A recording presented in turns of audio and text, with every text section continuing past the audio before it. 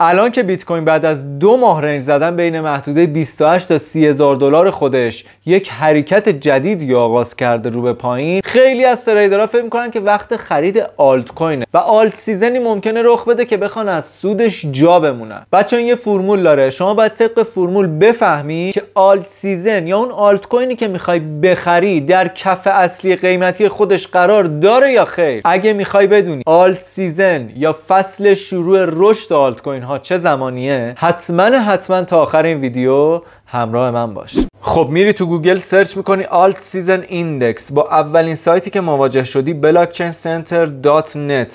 با اولین سایتی که مواجه میشی این سایته که محیطش به این شکله، میای میبینی که عددی که داره به ما نشون میده عدد 29. این عدد یک شاخصی داره که محاسباتی براش انجام شده.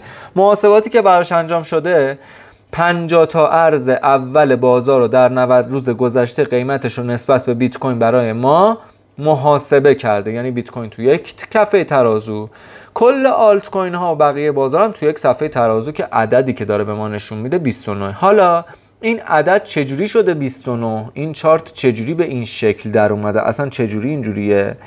اگه این شاخص نسبت قیمت بیت کوین به کل آلت کوین ها رو که داره به ما نشون میده بالای عدد 75 باشه، آلت کوین ها جای درستی برای، یعنی سیگنال درستی از آلت کوین ها برای ما صادر نمیشه، جای خوبی برای خرید کردن نیستن. همینجور که میبینید از اینجا چارت با کله اومده پایین.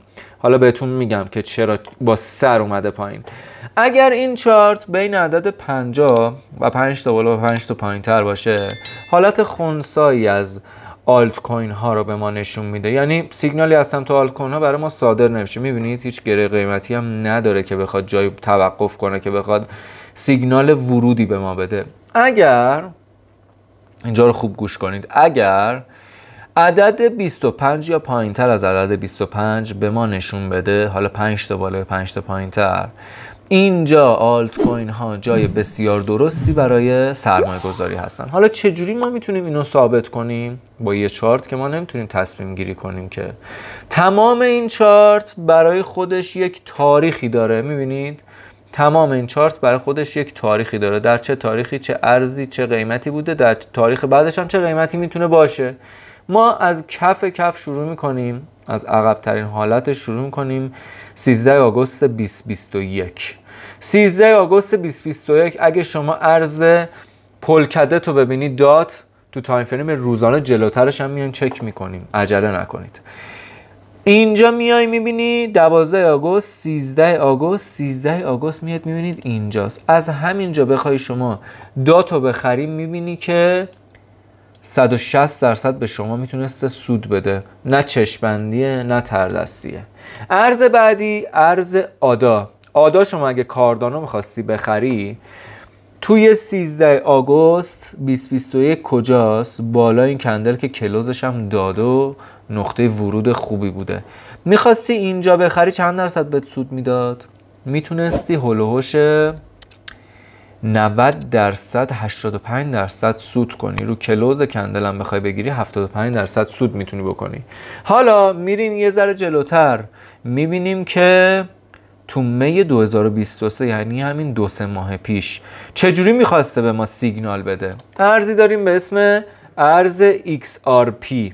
ارز XRP رو شما سرچ میکنی میبینی که چجوری به ما سیگنال داده. توی تاریخش کی بود اونجا؟ تاریخش می 2023 13 می. ما اگه 13 می میخواستیم بخریم، من اینجا براتون کشیدم که شما علاف اینترنت نشید. 13 می 2023 تو حالت اسفناک بازار میخواستی XRP بخری، بهت میتونست 120% تو اینجای بازار سود بده. حالا دومین کاری که باید بکنی، باید بری شاخص چیرگی بیت کوین رو چک بکنی. BTCD، دامیننس بیت کوین. الان معامله‌گرا چقدر بیت کوین خریدن، چقدر تمایل به خرید بیت کوین دارن. خب میای توی تریدینگ ویو سرچ میکنی BTC دامیننس بیت کوین، شاخص چیرگی بیت کوین. اگر بخواد این شاخص به شما سیگنال برای ورود بده، اگه بخوای شما آلت سیزنی توش شرکت کنی که بخوای سودهای آنچنانی بگیری، باید این دامیننس بیت کوین در آستانه یک مقاومت باشه، نه در آستانه یک حمایت. نکنید اگر در آستانه مقاومت باشه آلت کوین جذاب تره، اگر در آستانه یک حمایت باشه خود بیت کوین جذاب تره. همینجور که دارید میبینید خود بیت کوین وقتی میاد رو حمایتش، یعنی حمایت میخواد بشه، خریدار زیاد بشه بره بالا دیگه. وقتی میخواد مقاومت بیاد، مقاومت یعنی بیت کوین ازش خروج بزنن برن روی ارز دیگه. حالا اون 13 آگوست که ما کلی بررسی براش انجام دادیم، ببینیم کجا بوده.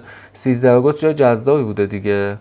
13 آگوست یه چیز تو مایه های اینجا بوده بچه‌ها، میبینید در آستانه یک مقاومت خیلی سنگین هم بوده که آلت سیزن اون موقع رخ داده. خیلی مخلصم، حتما یه لایک به این ویدیو بدید که الگوریتم منو به افراد بیشتری نمایش بده که مثل شما علاقه دارن به این نوع موارد از ویدیو. حتما این ویدیو رو سیو کنید، چون قراره چند بار ببینیدش. قراره چند ماه دیگه، چند روز دیگه شما بری سراغ خرید یک آلت کوینی و نمیدونی چه جوری بخری، میگی آی بخرم آی نخرم، استراتژیم چی باشه. نکته‌ای که شما باید رعایت کنید تو خرید آلت کوین، در تمام مواردی که شما میخوای وارد بازی آلت کوین ها بشی، باید از این فرمول استفاده کنید، چون به شدت جواب میده.